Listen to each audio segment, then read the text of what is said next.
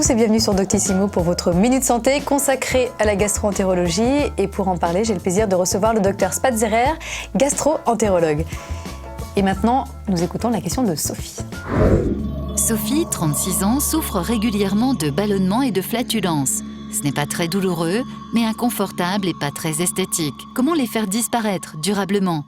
Docteur Spatzerer, on a quand même l'impression que c'est un problème essentiellement féminin. C'est vrai ou c'est un peu dans notre tête ? Je ne permettrai pas de dire ça, mais c'est vrai que beaucoup de femmes viennent consulter pour ce type de problème. Elles se sont trop gonflées et quand elles viennent nous voir en consultation pour cela, il faut faire une petite enquête rapide pour savoir un peu ce qui se passe. Et en général, quelles sont les principales causes ? Il y a des mesures évidentes comportementales qui rentrent en ligne de compte, c'est-à-dire qu'à chaque déglutition, vous avalez 2 à 3 millilitres d'air. Et pourquoi on en avale plus que vous ? Parce que vous parlez probablement plus en mangeant. D'accord, donc on va arrêter de parler en mangeant déjà. Le deuxième élément, il faut éviter de manger des aliments très riches en air. Comme par exemple les meringues, les croissants, les choux,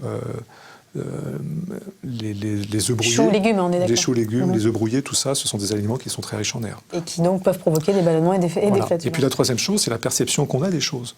Parce qu'un homme ne se sent pas forcément gonflé, alors qu'une femme va se sentir gonflée. Pourquoi ? Parce qu'on porte des vêtements plus serrés ? C'est probablement ça, c'est la perception qu'on a. Il y a une sensibilité viscérale de chacun, et on a une perception au niveau colique qui est différente. Et on dit aussi que les femmes, en général, ont plus de mal à évacuer les gaz, c'est vrai ou pas ça ? Alors ça, on a mesuré en moyenne, vous avez 15 évacuations, 15 petits pets par jour. Alors savoir comment c'est évacué. Mais moins que vous ou plus que vous ? Pareil. D'accord. On est plus discrète, on fait ça... Plus délicate peut-être. D'accord, très bien, j'aime beaucoup ce terme.